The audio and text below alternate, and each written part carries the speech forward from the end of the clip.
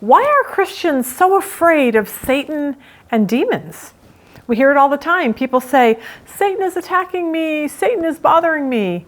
But if we have the creator God of the universe living inside of us, why are we afraid? Like the demons have to flee when we name the name of Jesus. They can't hang around. God has all authority over Satan and his demons. Join us today to see why you never have to worry again about Satan or his demons.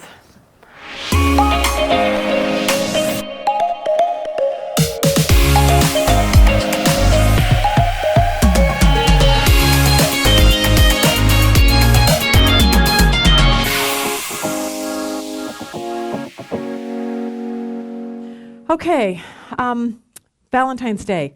I officially hate Valentine's Day. Okay, I win the award. Rob and I are those kind of people that don't, like, we never remember birthdays. So I'll have my birthday and he won't remember, and he'll have his and I won't remember.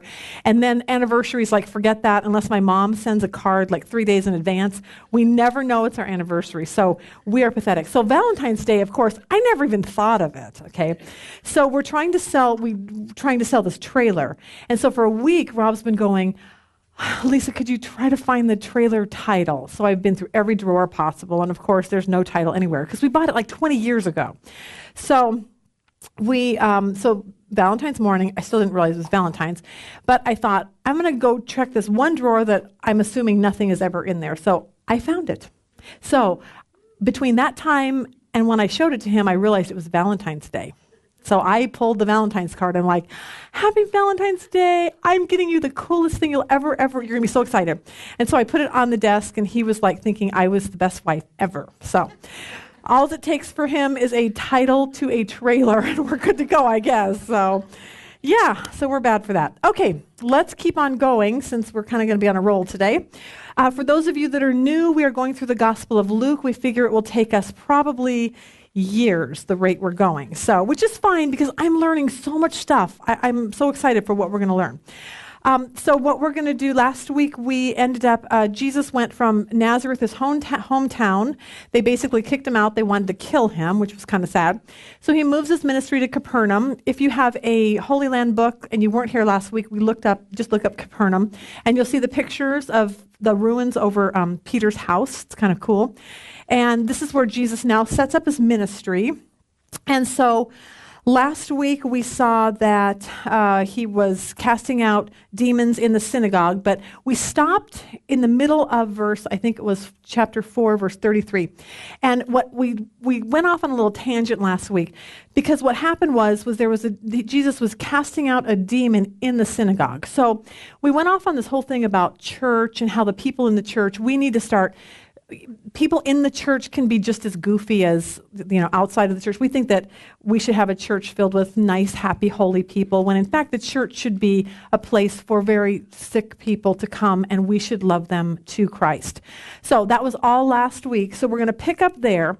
So Jesus is in the synagogue in Capernaum, and let's start in your handout. It's in the first page. Luke 4:34, he just told the demon, he was just talking to the demon to tell him to get out. And this is what the demon says. Let us alone. What business do we have with each other, Jesus of Nazareth? Have you come to destroy us? I know who you are, the Holy One of God.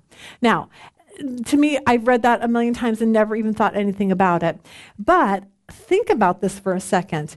Most people throughout the whole time of Jesus' ministry had no idea who he was. Like, everyone's thinking, he comes on the scene, the people in his hometown, they're like, who are you? So I wrote some verses.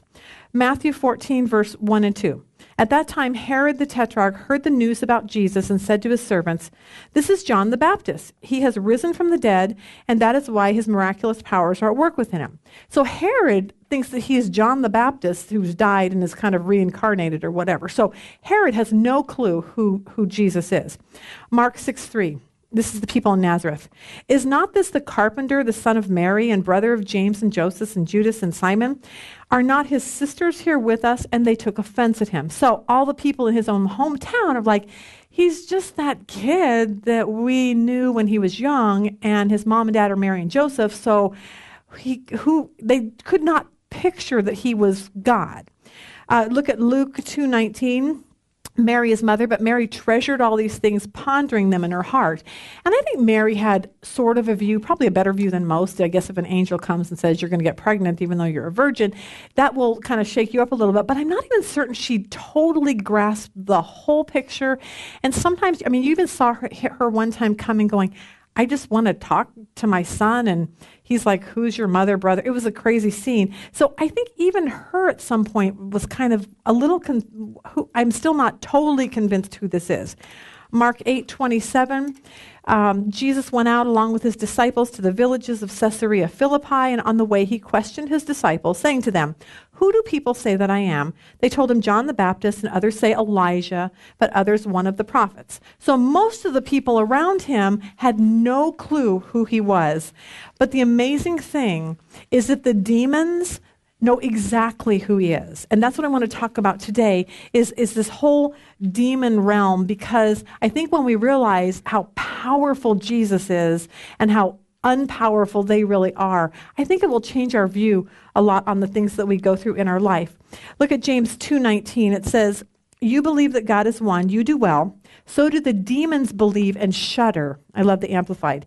In terror and horror, such it makes a man's hair stand on end and contracts the surface of his skin. So he's saying that demons are terrified of Jesus. And I thought that was an interesting, like they're the ones who know exactly who he is.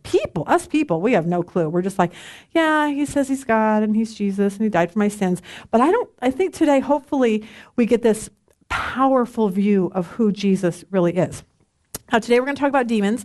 So I have to tell you my demon story, okay, which if you've been with us before, you've heard me, so you can just like sleep for a second. But we went to Montana, and Rob and I one time decided that instead of going to a hotel, we'd go to a home, and in the middle of Montana, so we could get the whole feel of the Montana whatever. And we got there late at night, and we walked in, and immediately there was this feel of something's not right in this house, and we had no idea what it was. So we went to bed, and we laid there for about 5 minutes, and I felt this presence. It was the weirdest thing in the whole world, because I'm not a real demon person. I don't worry about stuff like that. But it was very frightening, and I said, Rob, something's wrong. And he said, I know, Lisa, this isn't right. And so we literally jumped out of bed, grabbed our suitcases, ran out, threw it in the trunk, and went and got a hotel room. Like, so it was one of those, like, something was in that house. It was weird. So that's my big demon story. That's the closest I've ever come to a demon, if in fact that's what that was, or we were just really tired and we were making things up in our mind. So I don't know what it was. But anyway, so Jesus comes to the synagogue, and he comes in contact with this demon-possessed man, but the demon knows exactly who he is. So look at verse 35.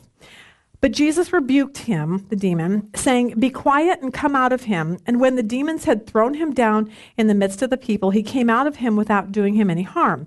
And amazement came upon them all, and they began talking with one another, saying, what is this message?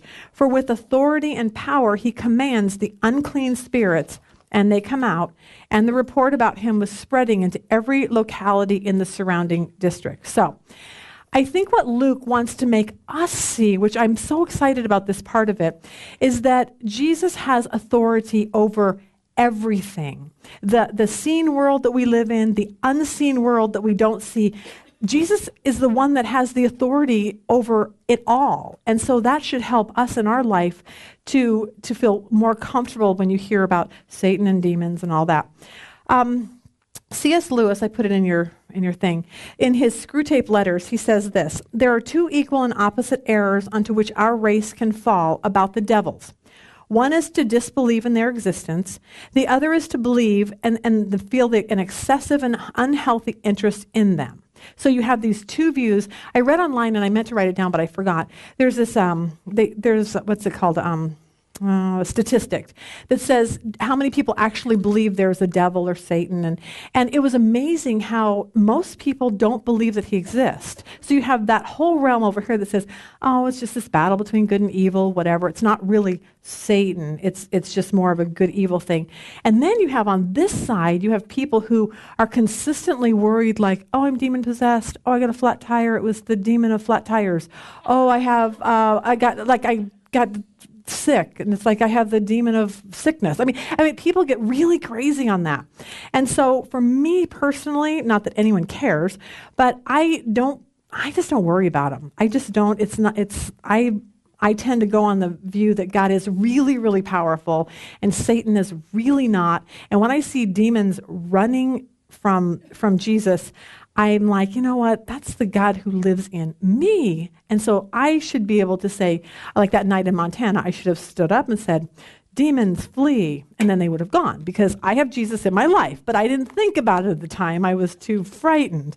So what the bottom line that I want to just show about this is that Satan loses when it comes to this whole realm, and Jesus wins. But we need to be aware of his schemes. So we will talk about that in a second.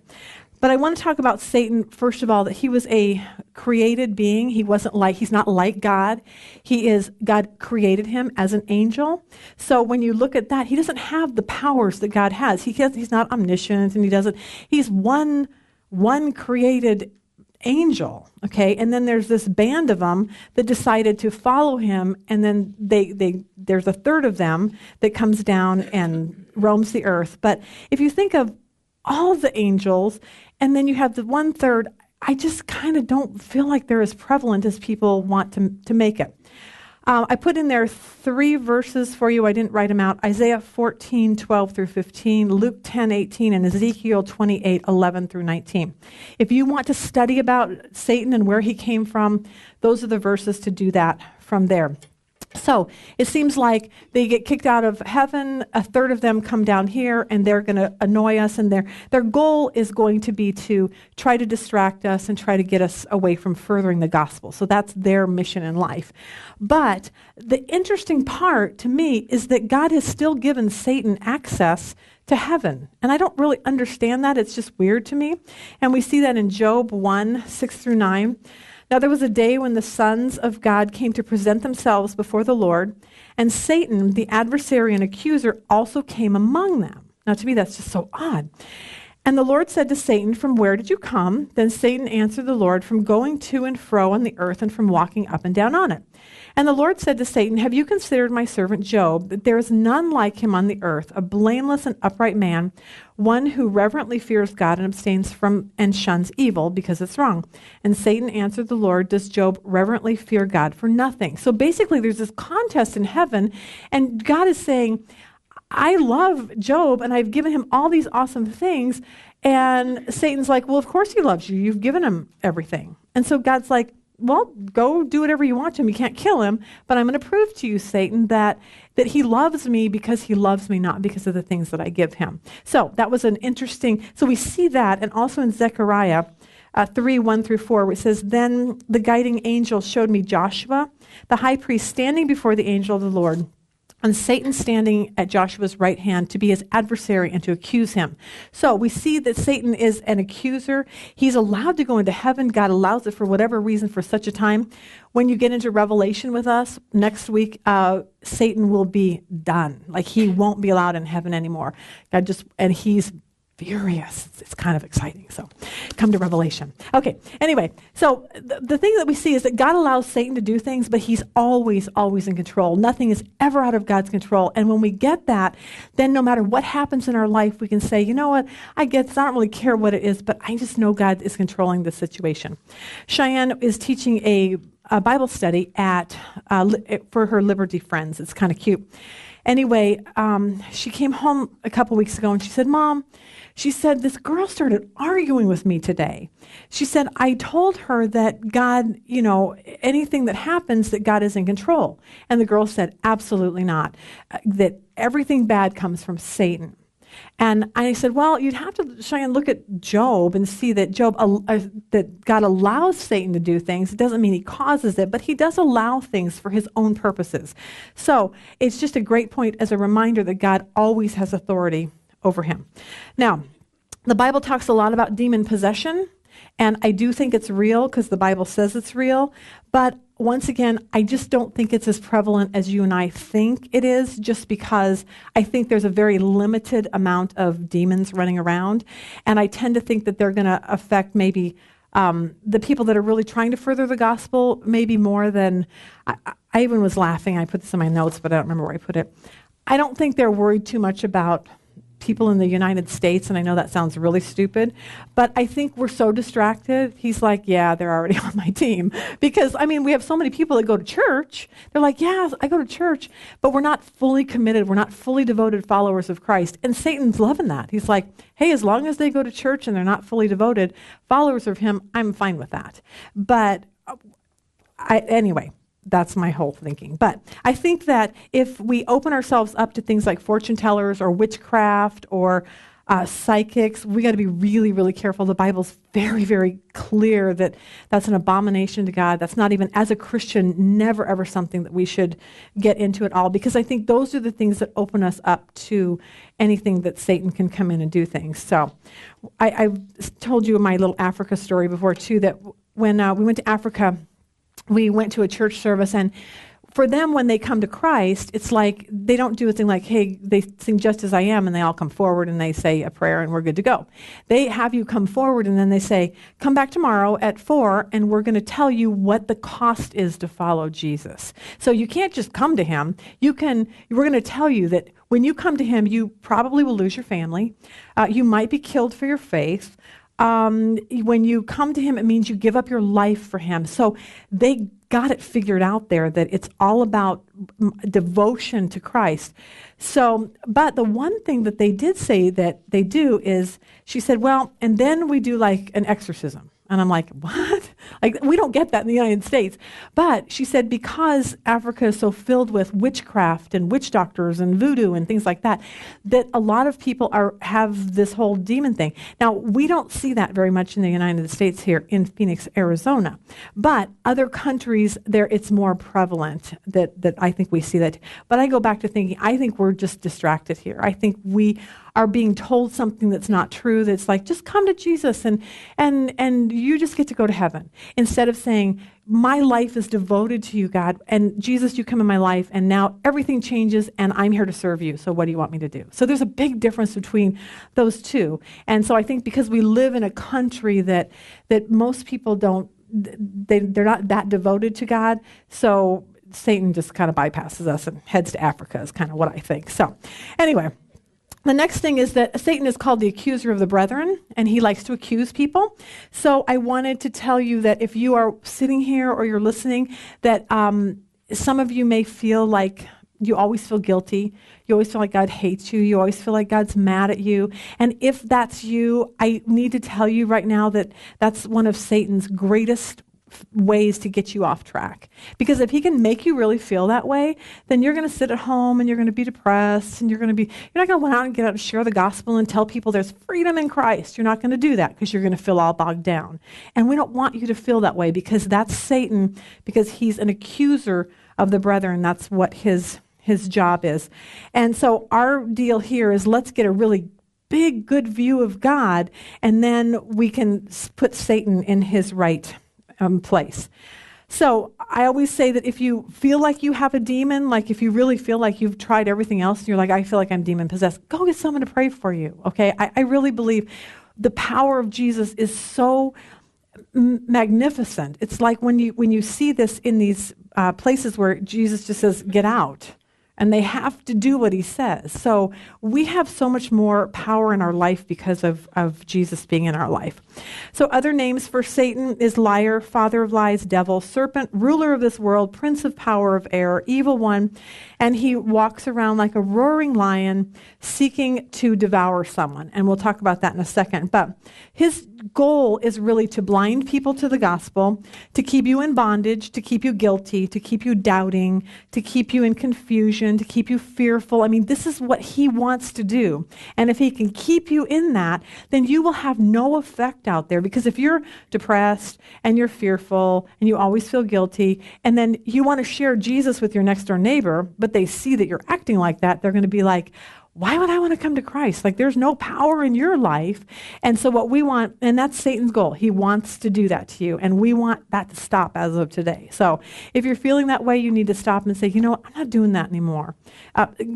Jesus lives in me. He's much more powerful. All right. I really hope that that was helpful today, especially for those of you that were raised maybe where you're constantly concerned about Satan. I hope today that you recognize the power of Jesus that is living within you. So I hope that helps you. Know always that the demons have to flee when you name the name of Jesus. Have a really good week.